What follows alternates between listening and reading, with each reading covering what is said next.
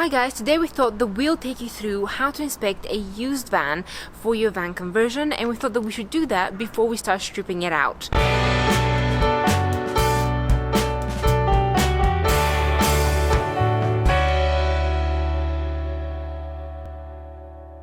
Now, when it comes to your van conversion, the interior structural integrity of the van is equally as important as the mechanical part of the van, because the van can run great. However, if you can't build a solid, safe house at the back of it, then it doesn't really quite work. Since a vehicle inspection is actually quite a long process, probably at least 30 to 60 minutes long, today we're gonna go with the first part of what you should do, and that is when you first arrive, you should actually first have a look at how does the van look on the outside and immediately on the inside, because that can tell you a lot about how a van has been treated and whether it's at all worth looking at. And also there's a few things that you must take to every vehicle inspection that you go through, and Sam is going to run you through those. So the first and most important thing to bring, other than yourself, is what you're wearing.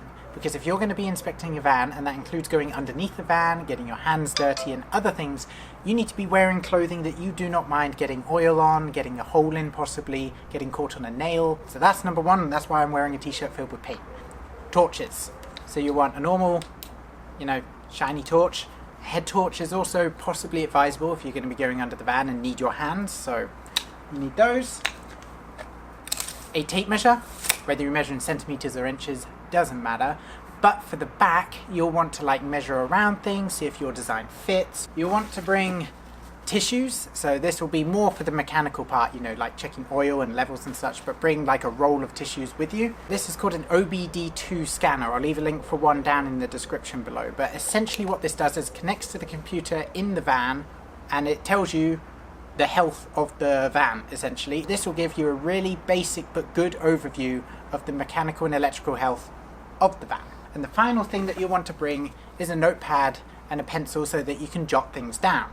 Or even better, we've designed a checklist for you, so this will run over all the basic things that you need to check in the van. They'll have tick boxes next to it, and they'll have space to write anything else that you may need to note down. So that will be in the description below, so you can print it off and you can take it along with you, and you can just tick along and write any notes that you need to. And to tack on with this, you may want to take your phone or a camera, something that you can take videos or photos with, so that when you go home you can have a look at it, without having to go back to the van and look around it again. So, with all that going, let's go and inspect a van. Here we are. The van is here. The first thing you'll want to do is to take a 360 walk slowly around the van, just to kind of check it out, go over it a bit, check things like the headlights, make sure that they're not fogged up, or make sure that they're not cracked, or there's any major damage, to make sure they can be dirty, but they can be functioning. This window here, make sure there's no big cracks or dents in it. Come your way down the van. Check the panel gaps to see if there's anything major, a big chip or a dent in here that could indicate they've slammed the door into something. To check the panel gap, all you have to do is run your finger down the van like that. And what you'll feel for is there any change in the thickness between the two panels. If there is a major change between the thickness in the two panels, that could mean that either the door is sagging, which means that one of the rails on top of the bottom is not working properly, or it could have been in a major crash and it's kind of been skewed or dented. So just run it down. You'll see here at the bottom it gets thicker, but it naturally does that. But you'll notice any major problems with the panel gaps and go all the way down to the bottom. You'll carry on moving back. Now on our van you will see quite a big paint bit that is missing. So this has been primed, which is important to know. That means it's not going to rust. Things like that, it depends how much you feel the aesthetic of a van matters to you. To us, that doesn't matter too much. We can repair it. It's not too much of a problem for us. But for you, if you want an immaculate paint job, something to note. So you carry on looking on the van, and the important thing to note here is the rails on the door obviously are a very important thing. These get used multiple times every single day in vans, so make sure there's no major rust patches in the door. Make sure that it is straight and it goes all the way down and there's nothing missing. And then as you come round, as you'll see on our van, we do have a few little rust patches. So the biggest one that we've got is this one here. You'll notice the rust patches. Maybe you won't notice the rust specifically, but you'll see this bubbling here well, that's what we're going to call it, bubbling here, that basically the rust is underneath the paint, and what it's done is the water has expanded the metal, it's rusted, and that's what's causing the bubbling, and eventually that paint will chip off and the rust will keep on spreading. Small rust patches like this are not too difficult to repair. You can easily DIY them. We are planning to DIY these, so we will do a video on it. But as they grow bigger, and you imagine the rust patch to be like this big, that probably means that this metal here is all rusted away, and you could probably actually peel it off, which means now you have a big hole, and that makes it a lot more difficult to repair, and you have a hole all the way through your van. So repair it whilst they're small, otherwise they will grow. Rust does not stop unless you stop it. So yeah, that's the biggest one that we've got, and then quite often on vans what you'll get is a lot of these ones. Basically what's happened is it's driving along the road, a rock has chipped up, it's chipped a tiny portion of the paint, and what it's done, obviously rust has found it, and now it is chipping and rusting. Something to kind of note about vans. If you're buying a 3 to 5 year old van, because most people can't afford a brand new van, there will be chips and scratches, tiny dents. You're very rarely going to find one that is absolutely immaculate on the outside, like without even a scratch.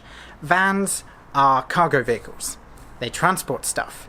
They're driven a lot. That's why they often have a lot of miles on after 3 to 5 years. So you're not going to find an immaculate van, so don't put your goals that high.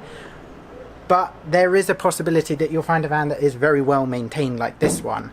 Just something to bear in mind. As you move around to the back, the things that you want to check, again, rust and chip spots. You want to check the panel gap of this central, where the two doors come together. The back of the van is notorious for having dents and people reversing into stuff, which means that it can warp the doors and make them misaligned, which can be a problem because if you're going to insulate the van, you're going to have air gaps coming through here. So yeah, you want to check it all the way down, and then when you're at the bottom, this is where people reverse into stuff. Now ours has a reversing camera and all those beeping sensors, which is lovely, but quite a few vans do not because they are quite expensive. So quite often with a vehicle this long, people will reverse into stuff. Lampposts, bollards, pavements, whatever. So you want to check the bottom kind of third of the van to see any big dents. Luckily this has a plastic bumper before you hit the metal. But yeah, any dents in the metal here, any dents in the plastic down here, can kind of tell you how careless the person was. Sounds like a train. It does sound like a train. Where's the train track? The other thing that you'll want to check as you're going around the van are the tyres. Now, we'll go more in depth in the tyres and the brakes and suspension and that in the mechanical part of the video, but for this part, all you want to do is just check the tyres to make sure that they look alright. You know, there's no big nails sticking out of it, they're inflated. That's kind of an obvious thing. And the other thing that you'll want to do is check the tread depth. Now on tyres, each tyre should have something called like a tread depth indicator. On this one, it is this bump here, this ridge here. So if all of the tyre is that level, so there's only a tiny little groove here, that means the tyre is going to need to be replaced. You can get special measuring tools that measure how many millimeters of tread the tyres have left, but from a general indication you can have a look and see whether they need replacing soon or whether they're alright. Since you're at the tyres, the other place that you'll want to check whilst you're here is around the wheel well, because here is where a lot of rust collects and a lot of rust happens, especially the back of the tyres bit down here. Now this is protected by a piece of plastic or something, but you know, as you're driving along, especially on salty or gritty roads, all that stuff gets slammed into here, and you can imagine one tiny stone chip can do rust up there. Imagine a million tiny stone chips. They all come here, so this and on the back behind each tire is another place to have a look for rust. Okay guys, so now that you've walked around the van relatively quickly and spotted any major issues or minor issues depending on which van you're looking at, now checking the inside for any structural issues that might stop you from building your house in this beautiful van.